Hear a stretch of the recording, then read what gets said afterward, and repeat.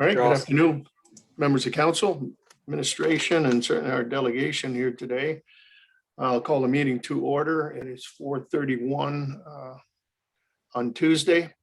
Members, any disclosure of pecuniary interest on the agenda as presented to you today? None declared.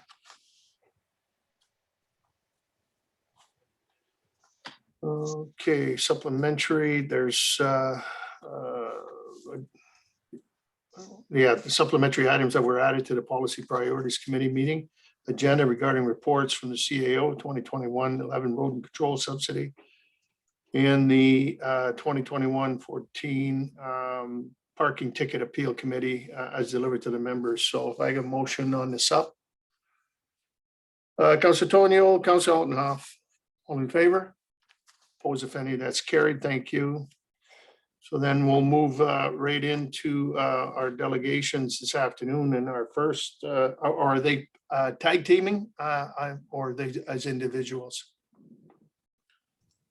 We have, we have Susan and Derry, and she's going to speak to us on also road and control, and followed by also Natalie Bondi, also going to talk to us about the road and control.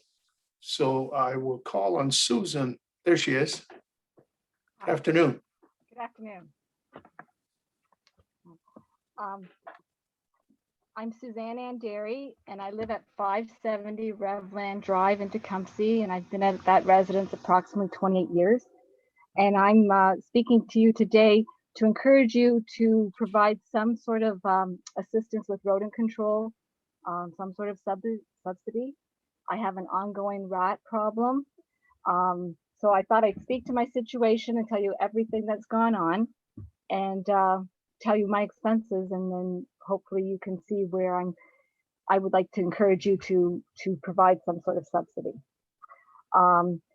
My situation is still ongoing. I first noticed it in November, got concerned off and on in December, became unbearable in January.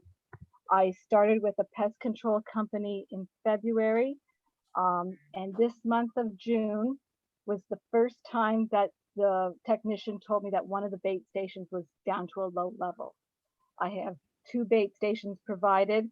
Initially, they were closer to my house. Now they've moved them down the property lines. I've also, over the months, bought 10 traps. We've made boxes to secure these traps. I've bought pellets that I've given to neighbors, and I use in my shed and garage, so I don't have to incur further costs with the pest control company. The bylaws officer was in my yard a couple of times over these months, and I asked them to look to see if there's any suggestions. What we have done is we've removed shrubs that were in the areas where a lot of the rodents were seen. I've elevated a small wood pile. I do not compost now this summer. All our vegetables are in pots other than a couple. And the rodent people, the rodent technicians have moved the traps along where the activity has decreased, or they're looking for the increased burrows and stuff like that. So I have used control measures that I've been paying for since February. So that's a full 4 months now. When you have a company come out, and I know ProTrap was one of the ones you had consulted with, in my situation, they recommended a year program. You can cut it back to 4 months. They kind of look at your situation and advise you which way you should go and whether you need some indoor treatments in your garage. So I pay $30.89. I'm committed to that for 12 months. So that's $370.68. I've spent $55 on pellets that have been placed, and I've given to the neighbors adjacent to me. And then about $65 on traps, and the neighbor with scrap wood. We've built boxes, and I've had those around the yard as well. So what I've quoted you, that total will come to $490.68 by next February. So looking at the report you're to look at today, a lot of the municipalities provide 50% or up to $200. I would appreciate any assistance to help me with this ongoing problem I have. Any help would help absorb some of these costs. And any help that you give one resident will help my adjacent neighbors. I have a neighbor to the north and south, and then basically 3 on my back of my property line. I've played an active role in trying to take care of this problem. So I think that's important too. It's not just asking the town to do it all for me. I'm trying to take care of my property. And I've lost the enjoyment of my backyard. At the peak of the problems, it was very stressful. It's better, but it's not gone, and it won't be gone. So I think that's about. My neighbors would benefit from these actions that I'm taking on, and I know of other. When you think of the town of Tecumseh and Revland, and that in my problem and trying to educate myself, I know some residents who are close to retail sections have rodent issues that they look after. And other people, like mine is the result of being adjacent to a chicken coop that was a failed project. So any questions or concerns or? Mrs. Nderi, you just mentioned your very last comment, you mentioned a failed chicken coop. Is this one on St. Thomas? No. At 560 Revland, beside me. The chicken coop was there until sometime in March. The chicken coop was built, I believe it was approved in August last year, August 2020. I started noticing the problem in November. So they're not, there's no chickens now or anything. No, but I will let you know that besides the chicken coop, it was removed. The pool collapsed, the hole that was left, a lot of the food and whatnot that was all over the yard was buried in the hole. So rodents tend to burrow. There's a source there, depending on what this winter comes. I've been told I'm in for the long haul with this. This is going to be a year or more clearing up. From the advice I've gotten from ProTrap is the company I use. That's my situation. Okay, thank you for that. Is there a City Works issue on property standards on 560? I'm going to call on Mr. Hillman, maybe if you can. Good evening, Mr. Mayor. Thank you for the question. Not that I'm aware of, but we will certainly look into it. That does not ring a bell at the very moment, but we will definitely look into that and get back to council. Okay, and yes, Councillor Jobin and Councillor Dowie. Thank you, through Mr. Mayor. Thank you for bringing this to our attention, Susan.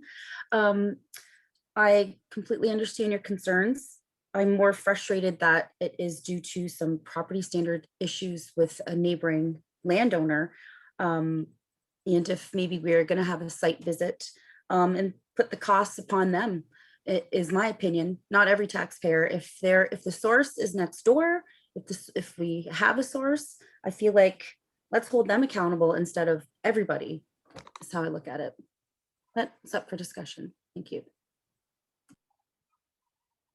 Councillor Dowie. Thank you, Worship. And just I do just your request of Mr. Hillman. I know Ms. Sanderi reached out to me, and I did bring forward this matter to the administration. I know they did work to look into this in detail with inspections. So certainly there would be a record of it, unquestionably. So I guess I've got a question actually of Ms. Sanderi. Thank you for being here, by the way, and saying what you mentioned. Can you give your experience with rats and rat sightings prior to the introduction of the chicken coop next door? Was there any? Did you witness anything prior to that? No. And, No, not in 28 years. the occasional field mouse that a cat would, you know, take care of kind of thing, but no. And thank you. And I'm wondering, just as a supplementary, would you be able to describe the kinds of conditions that you witnessed that that resulted in your rat activity? Just in terms of, was there food out? Was there was there habitat? Can you elaborate? Okay, so this is getting off topic of the rodent control and what brought this whole problem to me. Is that what you're asking? Yeah, you know what? I think it might be just a value to know what kinds of conditions might lead one to request a rodent control subsidy. Okay, if I'm understanding you correctly, a chicken coop was applied for last summer and was built. The chickens arrived sometime in August. There initially was 6. There was 2 extra. I questioned them on that. They thought they had, when the chickens are young, the pullets, you can't tell. They thought they had 2 roosters. Then I noticed they were in my yard all the time. How they were being fed was that the food was being thrown around the yard next door. So then the wind would bring the straw and the food into my yard along the property line. So that made an issue on my property. I have a shed under my deck that ended up being the location where the rats went into. I was very worried about them getting into my garage. So by December, then the roosters were gone. I was noticing tracks in November, suspicious, didn't know what to think. December, the food was still being thrown all over the yard. They weren't using it. I know the chicken run is defined as the fencing attached to the coop, but then they had some other fencing, and then we do have a privacy fence down the property line, but obviously it did not keep the chickens there. Then with more snow, you could really see the tracks. You could see them all over. I've sent pictures to my counselor and Laura Moy. So I have additional video when the rats were at their worst and we could see them through the daytime, but the tracks would be along the property line, going towards the fencing, towards the coop. There's an old woodshed of the adjacent neighbor behind me. It was over in that area. Then the tracks were all through my yard on the other side. My other neighbor to the south, he has shrubs. I'm sure they were in there. At times they were under the car. Is that helping? Is that what you wanted to hear? How bad it was? I'm going to weigh in, Councillor Howie. This is something that I think because of, I think it's a little bit far-reaching right now at this stage here. I think Mr. Hillman, I think in terms, I'm going to give him direction that there's a full inspection of the area. And but excuse me, Mr. Mayor. yes, the coop is gone now. They've re-landscaped. This is residual of how you dealt with it. I brought it to, I was in communication with the town all through these months, and the bylaw officer came out. They were asked to repair things. It got to the, like. Okay, So, well, okay, then what we should do is keep it to your problem today. So my problem this is the residual amount. This is the residual. So yes, I have not seen a rat in daylight probably since last week of April, early May. So things are improving, but I spoke to my counselor. I would really like the town to consider some sort of subsidy program that if I'm dealing with this issue, that perhaps I could submit some receipts. When I look at the proposal, most municipalities are doing up to $200 or 50% or that. And I was looking at their numbers, that seems very fair. I hope you do consider something. That's at this stage of the game. We do have a report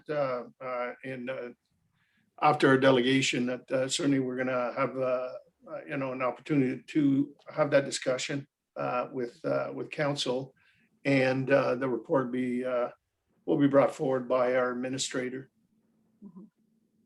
So that's why I'm here today. I just thought I didn't want to take my whole saga for the last few months. No, that's fine. Just, consideration, the past, how they got there and where we are today and where we're Mhm. hopefully going to head, and so forth, because obviously, I certainly empathize with the situation, and I know it's, if you do have pets and you have, children or people coming over, and that's all you need is about 2 or 3 of these, rodents, running around the yard and so forth. So I fully understand your, Yeah. your dilemma here. Mhm. Any further questions? Mr. Hillman. Through you, Mr. Mayor, just to clarify, the discussion was taking place. I can confirm with what Ms. Nderi had said, and I apologize. Just given the number of complaints, they don't all stay right at the front of my mind, but we have confirmed there was a complaint. It was in City Works. It was processed. It was reviewed. And as has been described, ultimately the coop was removed. So just wanted to clarify that for council. Thank you. Thank you. Deputy Mayor McKetty. Thank you, Your Honor. So at this point, we're looking at, if I understand you, Mrs. Indiri, you're looking for some kind of rodent subsidy or policy that residents can tap into. Yes. Mhm. So I was able to work. One neighbor helped me with traps. My son, like, we just, there's the cost here, and my enjoyment of my property has been affected. You can't subsidize that, but a little bit of help with the cost to take care of this problem would be appreciated in the future. yeah, I think we need to look at best practices. If there is a program out there, different municipalities that is affected, because I could see a lot of, for example, a blank check in terms of a subsidy. I have a pool, I get rats in my pool, I take them out, I dispose of them. They're in my area, so do I apply for this rat or rodent subsidy? In what fashion, what manner? Is it a call? So I think if we go down that route, I think administration should, provide some examples of other municipalities that have a successful rodent subsidy policy, which an annual limit, let's say we budgeted $10,000 a year and residents can tap into, but there's got to be strict criteria. You can't just go out and spend it and then say, here, give me the subsidy. I think we need to be more clear. What are some of the works or items that you say, Mrs. Indira, would be expensive? What is that? Does that mean calling Abel's Pest Control? Does that mean putting out traps, and who does that? So I like more information. I think, it's worthwhile to see, but it's got to be successful. If it's just a one-off, a lot of residents are dealing with it on their own. And so that's where I want to make sure it's a fair policy for everyone, so that it's not just who knows about it, because this will be open to anybody. Just like when we had the drain or the issue with the sump pump, the backflow preventer, we offered that and it was very successful. People took advantage of that and it was well advertised. So I just want to make sure that we're very clear on what are some of the items, receipts that residents could submit. So thank you. Yeah, I think Mrs. Nderi showed some great examples, I think, in other communities.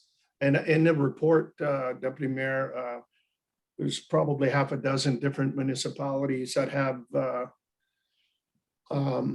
set amounts that they budget every year, and similar to what we've done with backflow preventers and so forth. There's a ceiling in terms of how much they can draw from. And so there are some good examples. That'll be forthcoming, by the way. Yes, Ms. Nderi. I did call around to 3 or 4 companies. They're all comparable. When people are reaching out to pest control companies for assistance. Also on the town's website, you've got the information there about rodent control and good tips to start off with as well. If I use that already as well. Councillor Jobin? Thank you again, through Mr. Mayor. I'd look at this as well, similar to the cat spay and neuter. You know, if we did in the report, yes, I've read it and understand the comparisons, but again, I mean, the city has a major issue. And we have tackled this before and had some discussions in the past. And I look at it like the cat spay and neuter, maybe we could come with to an agreement with one of the servicing area services in the area, one of the pest control in the area, and maybe just provide people and come up with a budget, like let's say $10,000. And if we affect 100 people and they're only allowed to utilize $100, and we deal with specifically with the same rodent company, that way we have a tracking system of where it is coming, because we do border the city. And at first the problem was primarily along that bordering way. And then again, like you said, also in retail areas, but it has changed and it's grown. But I think if we stick with one rodent company and come up with something similar to the cat spay and neuter, where whoever utilizes it, it's tracked, who, and a minimum, maximum $100, however that goes. And that way we can even have like some statistics and geographically where the issue is, maybe even if it's closer to pumping stations as opposed to not. So then we can maybe even better treat the problem in the future too, however they find their housing. Okay. Yeah, go ahead, Ms. Sanderi. I saw you did make some changes to the urban hen policy. One thing, have you ever considered adding rodent control to that policy? And on the side of that, the retail areas, are they mandated at all to provide rodent control when they have dumpsters outside and things like that? Is that part of policy already? Mr. Hillman?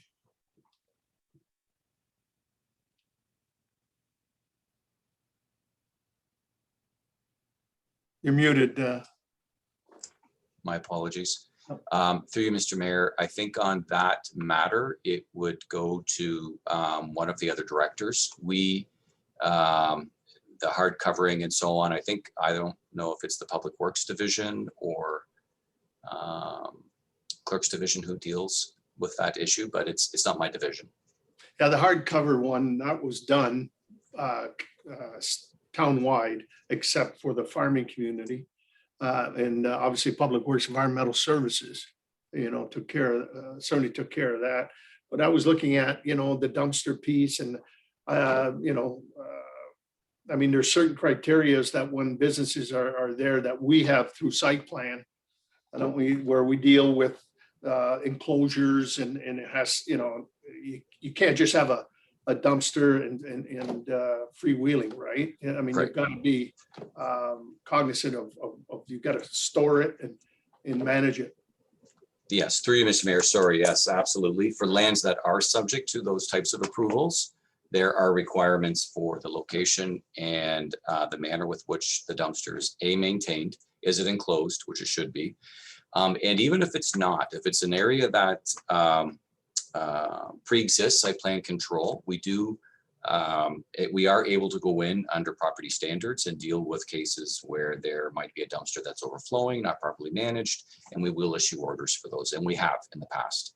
So we will react to those either through standard property standards legislation, or if it's a site plan issue, through the site plan process and ensuring that there is adherence to the terms in that agreement.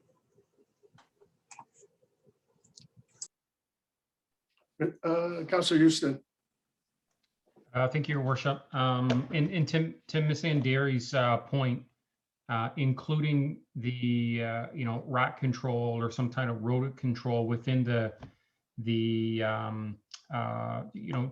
chicken program, it's unfortunate, because here, it sounds like the rat issue is a direct correlation of the chickens not being done properly.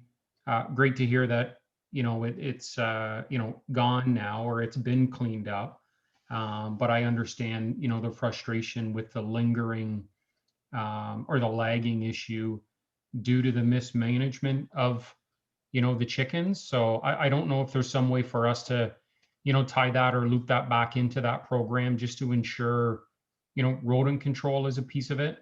And I don't know if there's any mechanisms for us in a case like this, where mismanagement has happened. I don't know if we can, tie the two together, somehow, but, it sounds like to me it's, direct result of the chickens that, this has happened.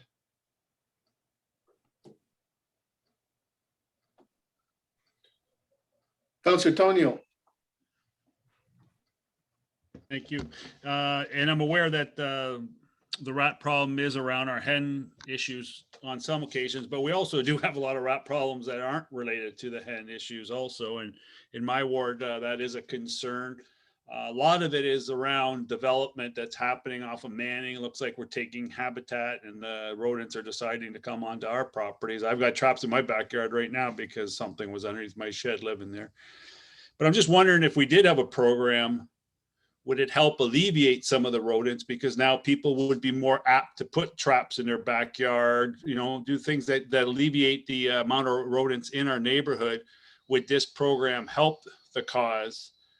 Because people now, if they couldn't afford to put the traps in themselves, now we'll have some subsidies from the town, which will help put traps in, which hopefully would help alleviate the amount of rats that live in our community. So it sounds like it could be a good thing.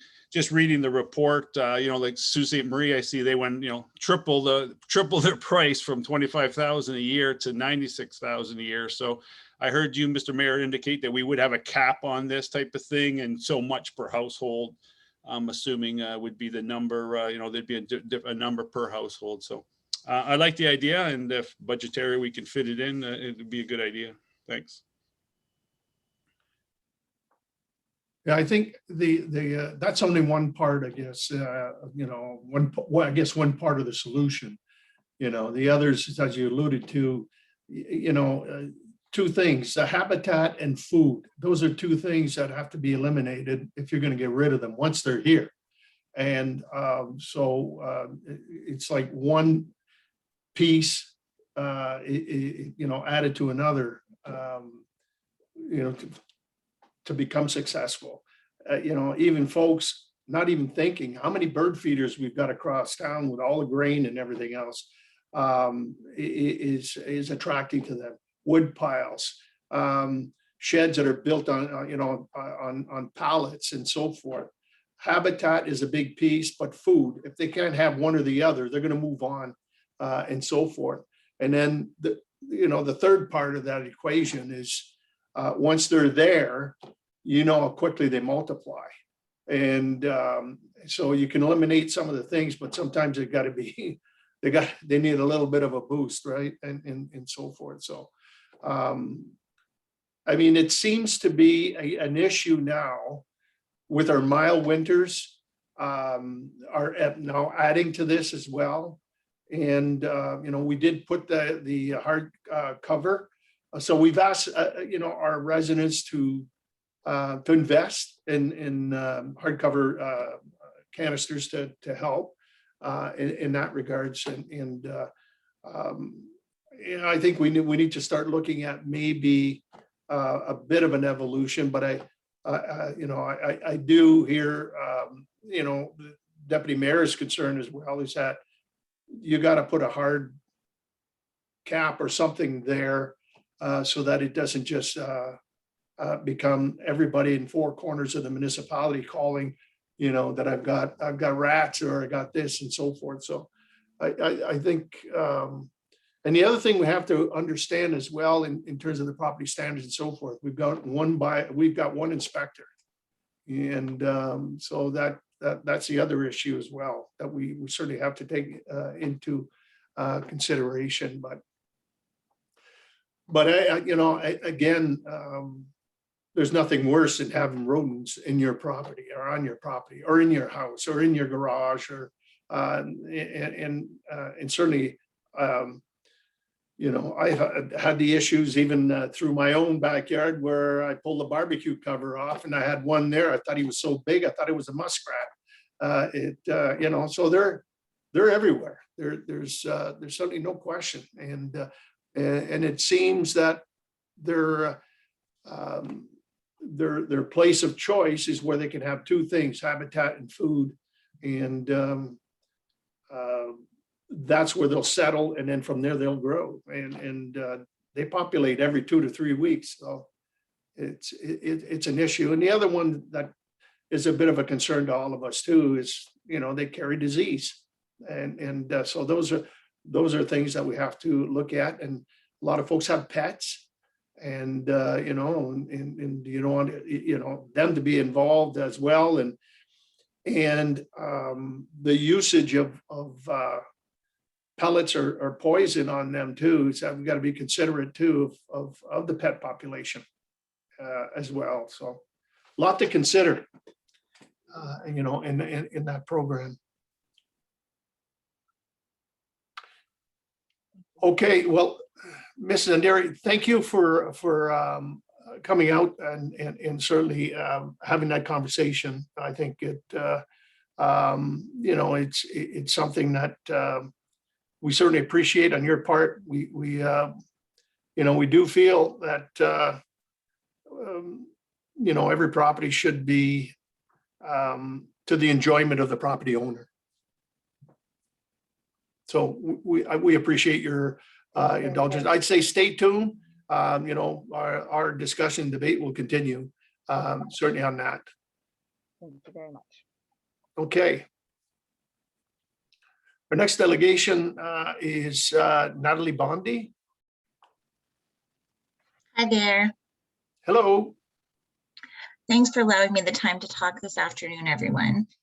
We have a little bit of a different experience. We've been fighting a strong rat infestation for a long time. Can everybody hear me okay? Very well, yes. Okay. So we live on Oliver. It's between L'Esperance and Gauthier. It's a quiet residential area, and we love our neighbors and our town overall. We've lived here for 9 years now, and for more than half of that time, we have been battling rats. Our yard is very neat, and so are our neighbors' yards. We know our neighbors well. We've been in their backyards. So there is nothing that would need reporting to by law enforcement, like a yard that would be considered dirty or not up to standard. On our street, it's like stepping back in time on Oliver Drive. All the families are friends. Our children play together in the street, ball, hockey, scooters, bikes, and we go around the dead rats on the road. So, we have a picturesque neighborhood, and then we have rats killed in the street. When we moved to Tecumseh, this is not what we expected. We moved here to have our children and to raise them in a great community, with no idea that we would be investing thousands of dollars in rat traps, poisons, chemicals, electronic rodent deterrents, and actual physical changes to our landscaping, like having a contractor remove our entire lower decking and hot tub because rats were nesting there.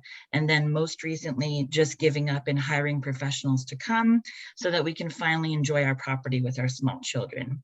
So this had to happen because the rats moved from the decking to our pool house, and then unfortunately they burrowed all around and underneath our in-ground pool. We have now signed up with ProTrap, and I would agree with Susan that most of the companies are very comparable, and we now pay a monthly fee so that the rats don't next move into our garage or, God forbid, our home. I have twin boys. My boys are 4 years old, and they know already not to go near the holes and to stay away from the bait stations. We have multiple bait stations in our yard. They know not to touch the rocks that their daddy uses to mark the rat holes, and we didn't expect this to be their reality in Tecumseh, but it is. So what has this cost us over the years? In general terms, it's the price of a couple great family vacations, honestly, and in specific terms, it's been much more, and not just financially. A couple of examples. So the rat wall by ProTrap. So this is a buried wire pool exclusion barrier. It's warranted for 5 years. It goes around and under the concrete. We just recently had that installed.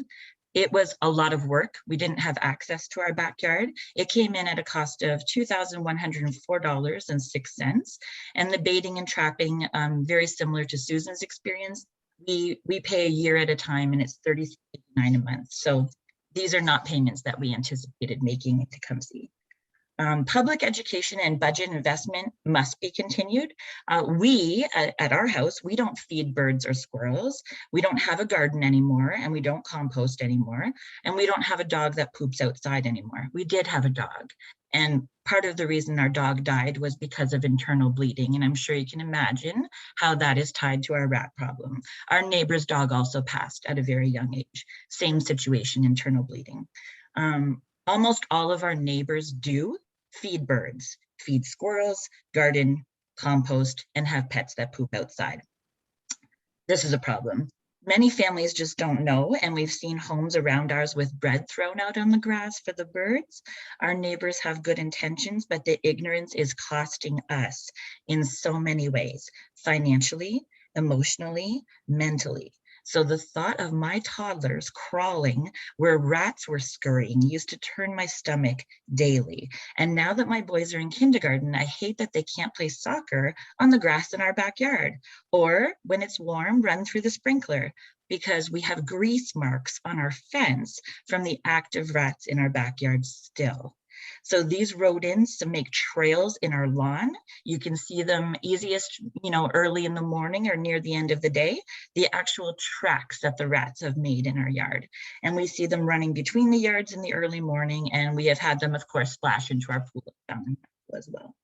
So we've learned a lot about rats over the years. Yes, animal feces is a food source for rats, along with birdseed and suet and anything in a garden or compost.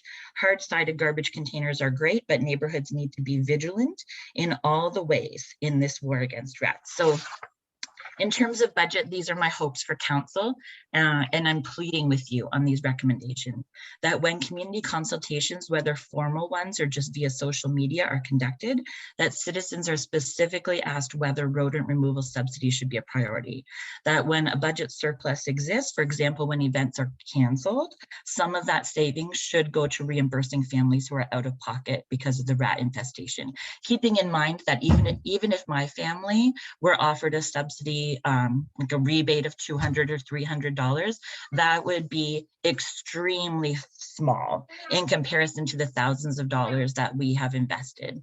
So some sort of program needs to be instituted. Families need help, either with extermination services or to reimburse Tecumseh residents who can show receipts for what they've spent trying to control rodents from overrunning their properties.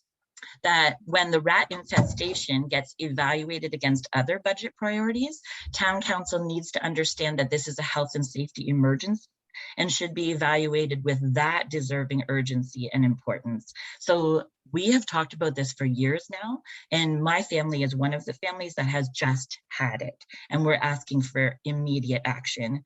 Council continues to investigate options that can be implemented quickly, please, to give families some relief via a pest control subsidy, extermination program, and monitoring strategy, understanding that a subsidy would likely, again, only cover a small fraction of what families like ours are investing in this fight against the rats.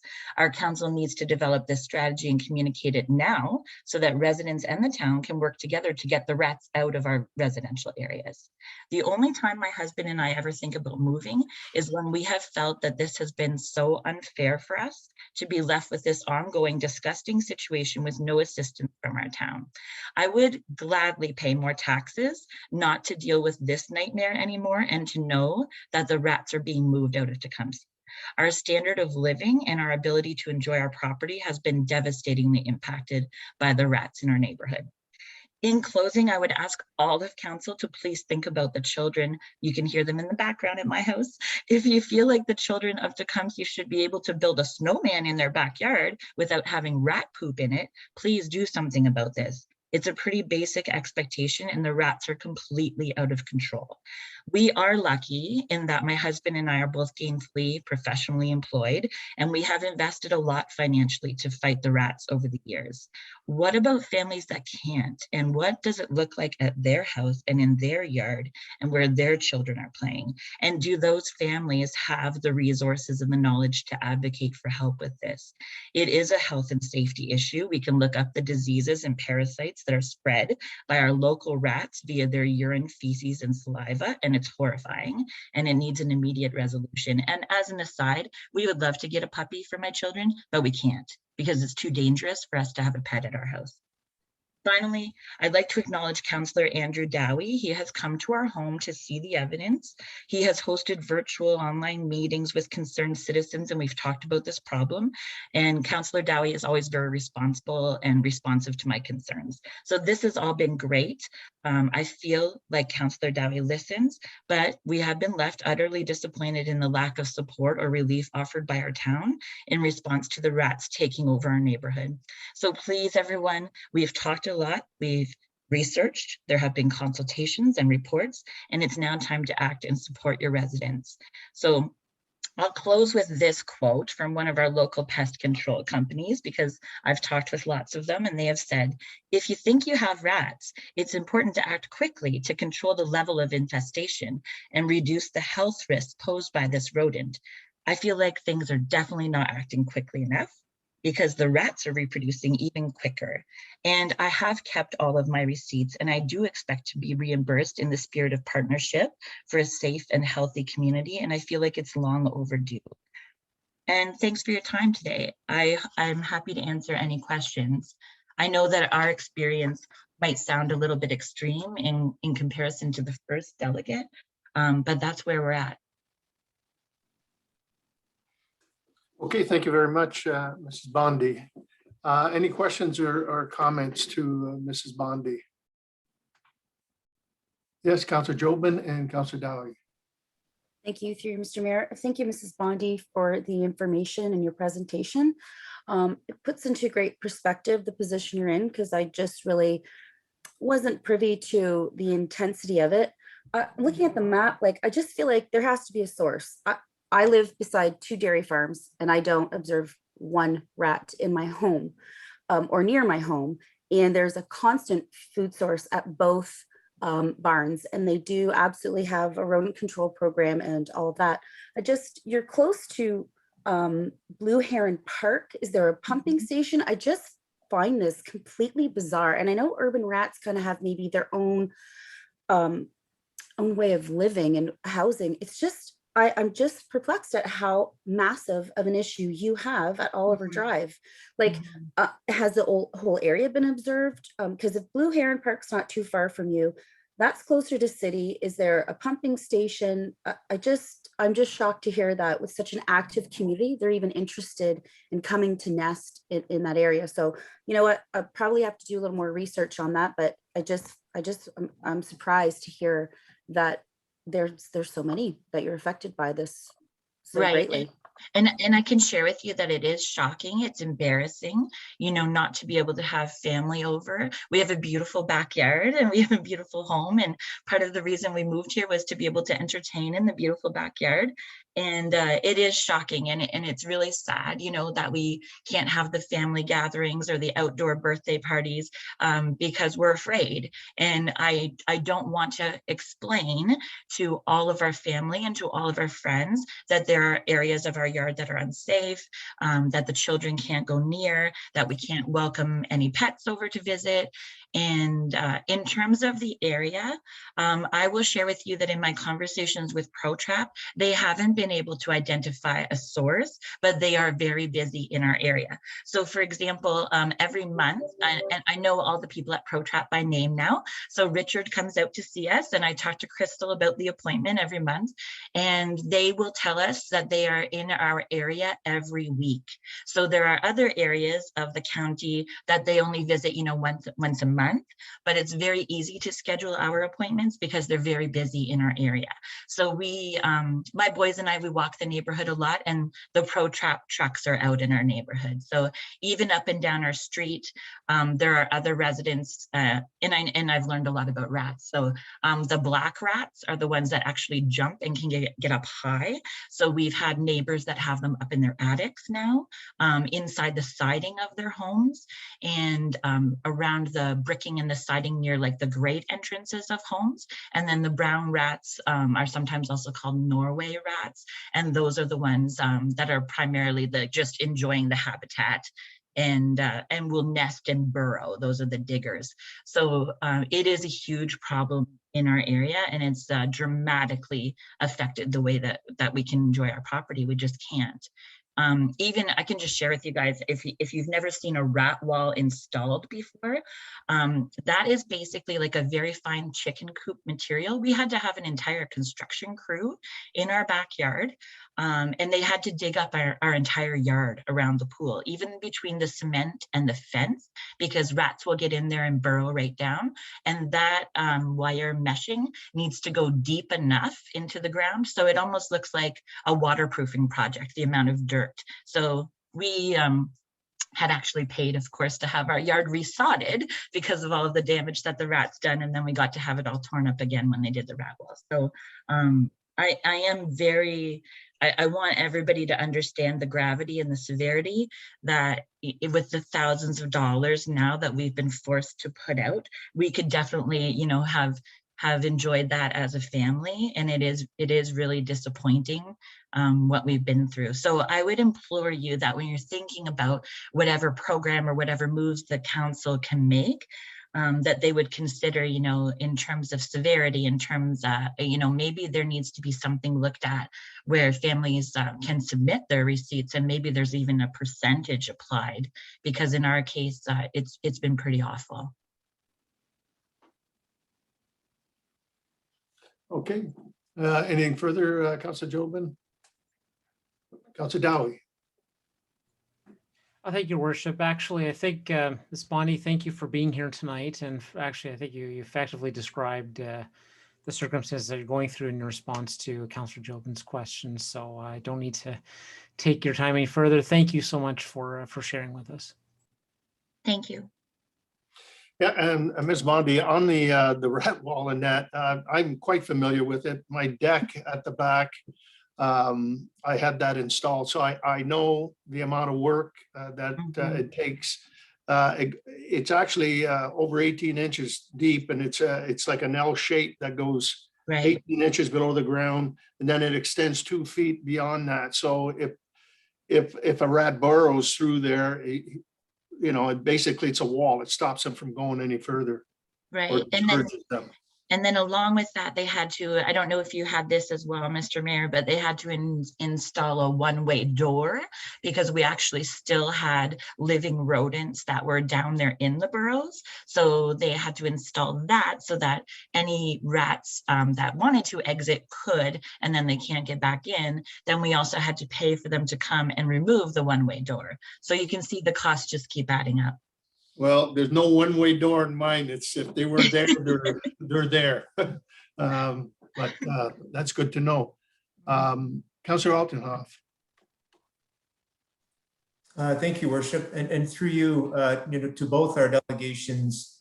Thank you, ladies, Ms. Sanderi, Ms. Bondi. I really appreciate hearing your, you know, very sadly, to be honest with you, very sadly to hear it.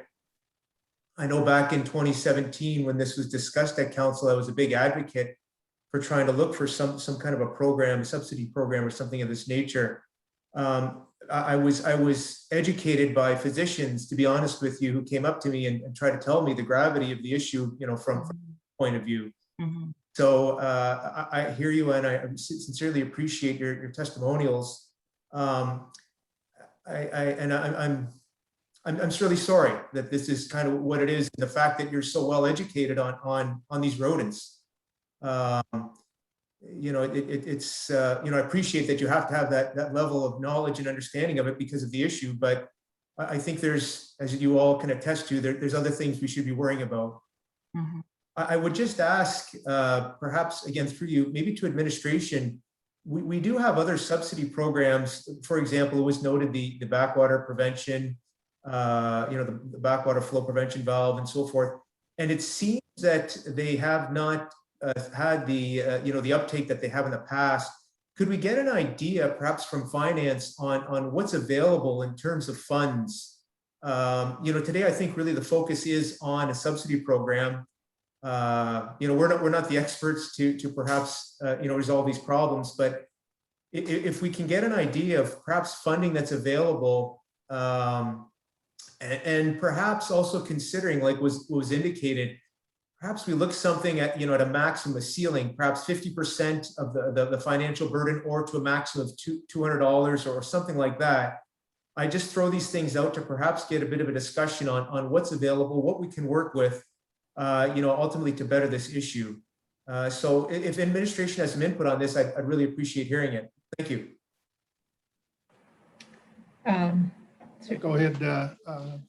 Through you, Mr. Mayor, we haven't really actually even put the report on the floor yet. So I'm at a bit of a, I don't have that number available. I'm not sure if Mr. Kitsos does. I think that money also comes from a different source, as in rates as opposed to the levy. I'm not certain, but depending on council's direction here, we can certainly look into that.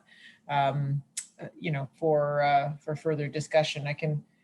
If I could take a moment, Mr. Mayor, I see we're kind of in a bit behind. I know this is a very important topic and warrants serious consideration of the points raised by the delegations. But perhaps if we could get a bit of direction, I'd be happy to forego my presentation of my report in the interest of time for that purpose. Yeah, I was going to basically say, on that is the report is more of for information and some ideas of what some jurisdictions are doing, and whether it's Eastern Ontario, North or other parts of the province at this stage in lieu of time and that, and is probably be proper to direct administration to prepare a report to bring back to council for consideration, and looking at obviously those examples that are out there, and maybe formulate something of what a subsidy would look like, and where it would be financed through or from, and then bring that back to council for obviously deliberation, and either implement or amend or change or do whatever. Certainly, we can, if that's the pleasure of council, we can certainly look into what a program might look like and an estimated amount with the financial implications. Be difficult to start something mid-year. It would be something more likely to be referred to budget, and then we'd also have to discuss the staffing implications associated with that. And that consideration can include more detail that Councillor Altenhoff is looking for with respect to the existing programs. If that would be the pleasure of council, we just need a motion to that effect, and then we can leave it at that for today. I think that you have aptly described the report, sir, in your in the discussion. So I think Yeah, I was well aware of what the report is saying. yes.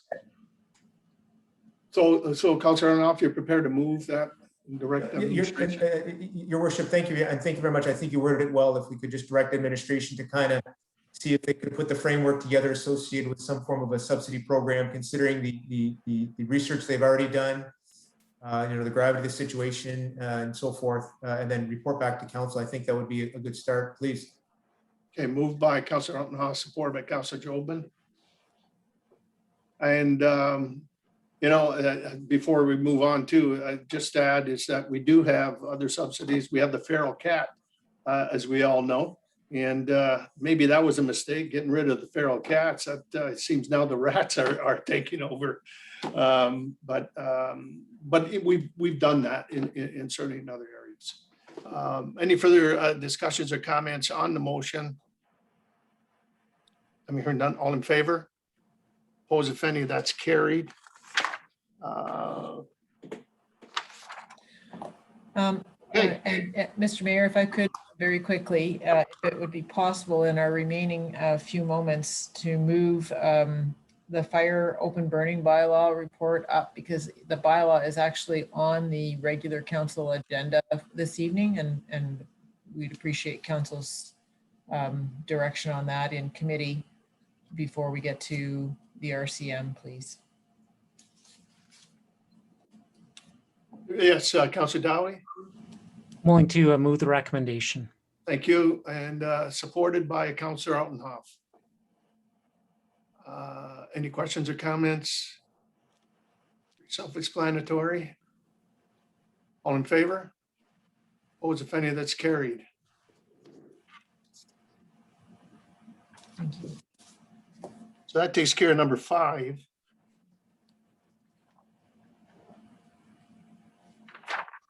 Okay.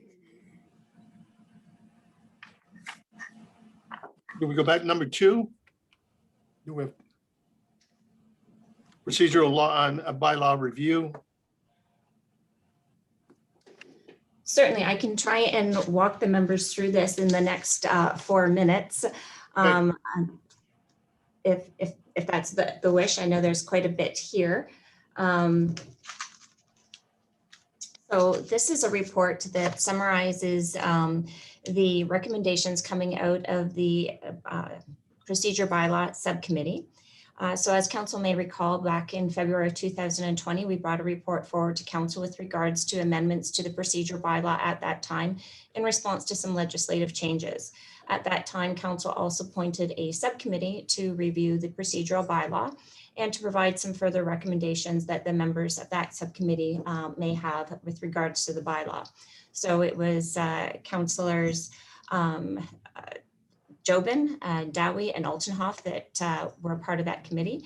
They have met on at least 6 occasions to have discussions on the procedural bylaw. And since being appointed, we also had the COVID-19 pandemic.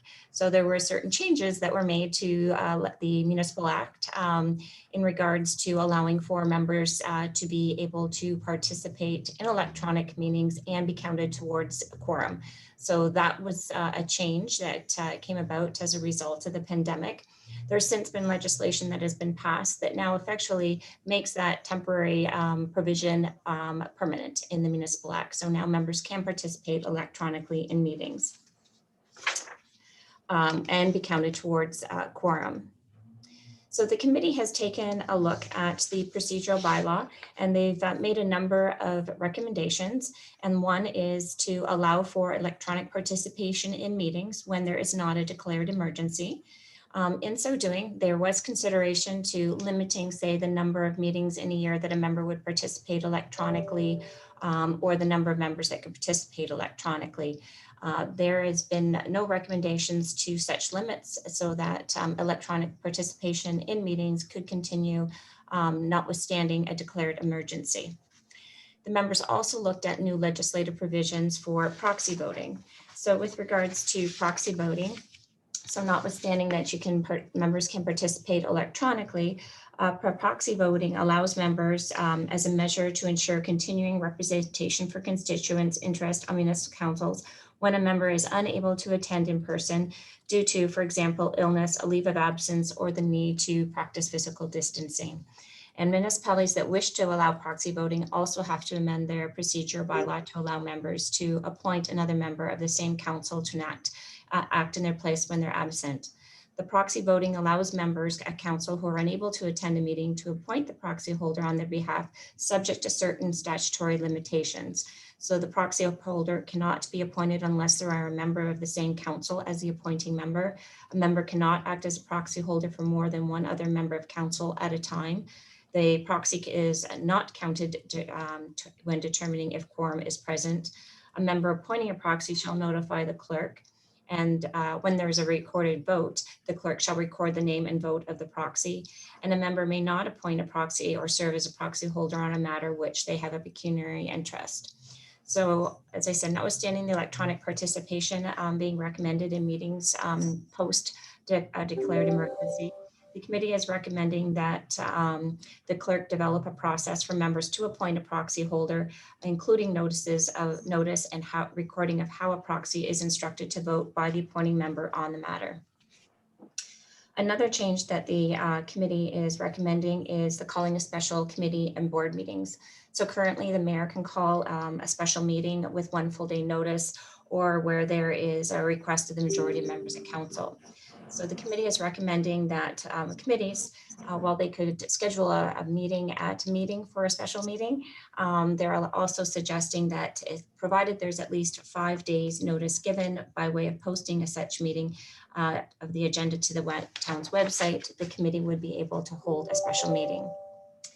The committee is also recommending, or the subcommittee rather, is recommending that Similar to the appointing bylaws of committee and board members, that the procedure bylaw also contain a provision that should a committee or board member miss 3 consecutive meetings in a row without notice or reason, that they be removed from the committee or board. A further recommendation that is being provided is that with regards to communications. So the communications currently in the procedural bylaw state that letters or written communications requiring consideration and action will be listed on the agenda. Based on some recent experience, we're recommending that the clerk, in consultation with the mayor and CAO, be given the same authority for communications as delegations and not automatically place communications on an open agenda under the following circumstances. So if the communication subject matter is deemed to be beyond the jurisdiction of council, the issue is specific to a labor management dispute or a matter properly held in closed session, the issue has been or is to be considered by the Committee of Adjustment, council has previously considered or made a decision on the issue and a delegation has appeared before council, the issue should be referred to administration for action, or correspondent consists of communication from municipalities, municipal associations, or other organization and interest groups for endorsement of resolutions and policies. All correspondence addressed to council. What we're suggesting here is that all correspondence addressed to council will be circulated to council prior to the publication of the agenda. And if a member of council so requests, the item of correspondence will be placed on the council agenda as a communication item, excluding the first 3 items that I mentioned above that would not be added to an agenda. And this will assist in reducing staff time spent in converting documents included on the meeting agendas to be in an accessible format. And finally, the committee is in recognition of the community newspapers that have recently closed their operations, with the exception of the Essex Free Press, that reference to notice in local newspapers be removed from the procedure bylaw, but notice will be continued to be placed on the website and social media and the Essex Free Press when appropriate. So in summary, those are the suggested amendments to the procedural bylaw that we are looking for the direction of council, or this committee rather, as a whole, moving forward to start drafting a procedural bylaw with these amendments. All right, thank you, Madam Clerk. Any questions or comments? I'll move the recommendation. Thank you, Deputy Mayor. Support. Councilor Tonio. All in favor? Opposed, if any? That is carried. Thank you. In lieu of time, we have 2 items.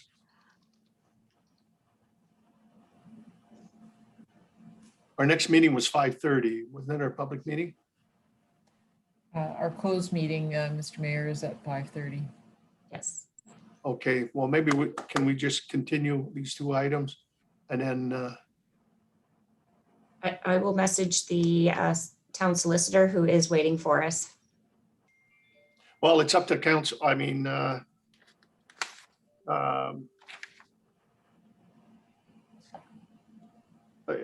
can we come back to this if we've got time? Just adjourn the meeting instead of terminate the meeting? What we could do is ask that the members pass a motion to recess the meeting and reconvene, whether there is time to permit it before the 6 o'clock meeting at the public meeting or before the 7 o'clock meeting. And notwithstanding, there's also time on July 13th that we could schedule a further meeting. So looking to council maybe for your pleasure. Yeah, I think that's what I was saying, but okay. Then just to, we'll recess the meeting on both those items. Moved by Councilor Ortenhoff and Councilor Houston, support that we recess and then we'll come back to them, time permitting. Okay, all in favor? Suppose that's carried. Okay, we'll be back. All right, thank you very much. Move on to the next.